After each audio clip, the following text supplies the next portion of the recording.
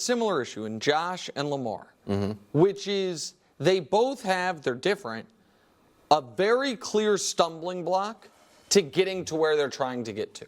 So for Josh, it's just he has yet to show us the ability to have a start-to-finish great regular season, which would then allow you to, for the first time ever, have a bye or home field advantage, to not be playing these brutally tough playoff games in round 2 that have been knocked him out of the playoffs, right? But he has the resume of maybe the second-best quarterback in the league, but because of not being able to do it from September to January, it's not crystal clear.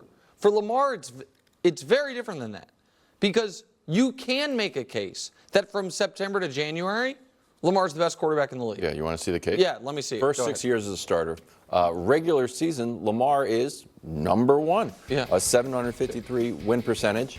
Problem when we get to the playoffs, unfortunately, is 2-4. Yeah. He's got 2 MVPs. So if you want to say he's the GOAT, regular season GOAT, you can get pretty close to it. And to be fair, he doesn't quite have a better regular season win percentage than Mahomes, but he has the 2 MVPs, and people would argue he didn't have at least the beginning of his career.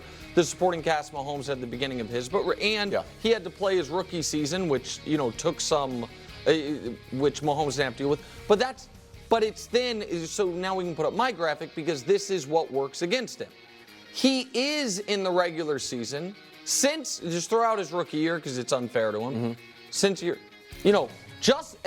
I'm just using passer rating because Lamar does more than that. Obviously he has, but even just passer rating, he's 6th in the whole league. And then in the playoffs drops all the way to 21st. So for Lamar, before you can have any of these discussions, because Wilds, if you were to say, other than Mahomes, what quarterback would you like to have on your team for this coming regular season? Me? Yeah. Drake May, probably, but then probably Lamar. Lamar, right? Yeah. It's a legitimate. But if I were to say to you, you have a playoff game this weekend, I think I would take Mahomes, Allen, Burrow, Stroud. I can't say Stroud. He just beat Stroud. Okay, Stroud's hype needs to. Everyone put Stroud over Lamar, and I love C.J. Stroud. The guy won the MVP. They played head-to-head, and he beat him. He beat him twice. All right, so take Stroud off it. That's fine. I disagree. I think Stroud in 1 year has as many great playoff games as Lamar has in his career. But take Stroud off it. That's fine. If Goff, Jordan Love, you're a golf guy. Baker, in a playoff game, Baker has 3 times as many excellent playoff games as Lamar does. Stafford, no question. Dak, I would rather have in a playoff game. Okay, let's hit the brakes. Let's hit the brakes. What's the argument? What's the argument against it? What's the argument against there being 10? That's the problem. There's 10 guys in this league that if you were told, at least for me, I was told we have a playoff game this weekend, who can I pick at quarterback that I would name before I name Lamar Jackson?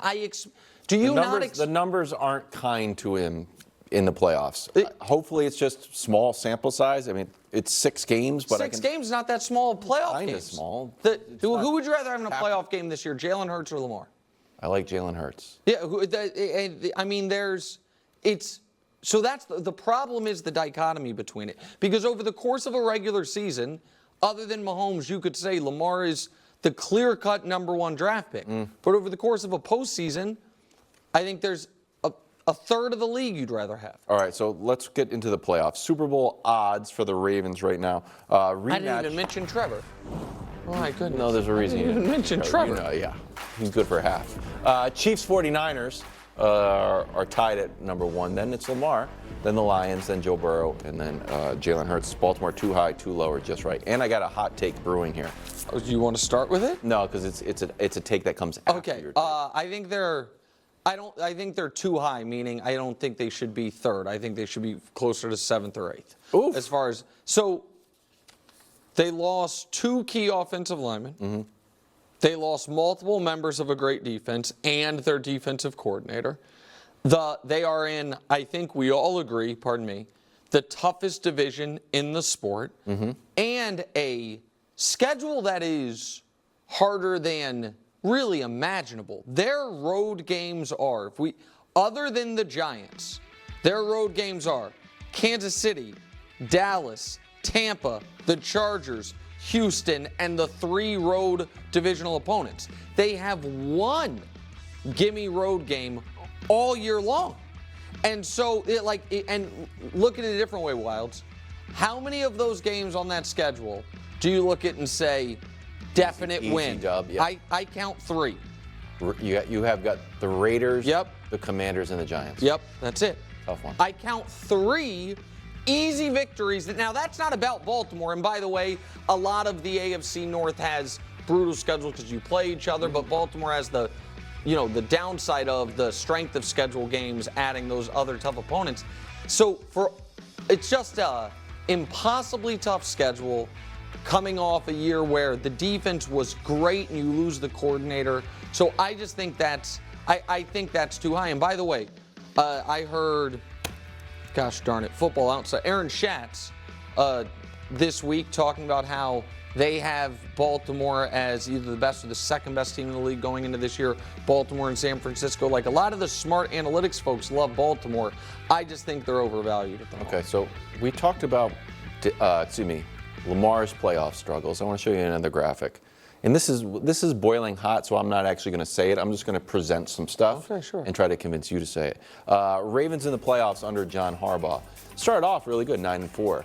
Recently, 3-6. The Tomlin thing, too. Then there was a headline, some more Sun, that we're going to pull for Brew, but since Brew is not here. For Ravens, it's Super Bowl or bust, despite changes to the roster of the coaching staff. So Super Bowl or bust, we always kind of get on Broussard about it. It's like, well, what does the bust mean? Does things actually change? It doesn't seem like Lamar is going to go anywhere.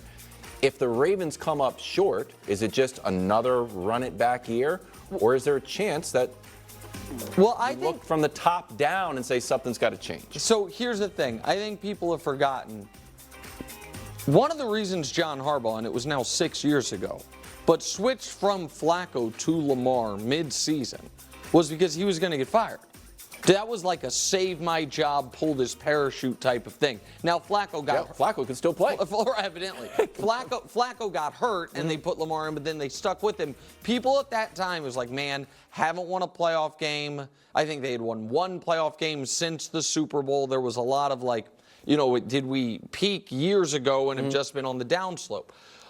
And then since then with Lamar, they've had this massive success. I think right now is an odd moment to say he's on the hot seat because they're coming off playoffs and regular season, but playoffs as well, their best year since the Super Bowl. Yeah. They won a playoff game. They had the bye. They made it to the conference championship game. So I don't look at John Harbaugh on the hot seat. What I do think is, the reason I said the Tomlin thing is, those are 2 coaches, same division and, bitter rivals as it happens, who had massive success almost immediately upon taking over as the head coach. And then since then have had no real, for Tomlin, 0, and for the Ravens, close to 0, like awful years, but not the consistent championship contender that we got used to early in their. Well, I felt like it was intellectually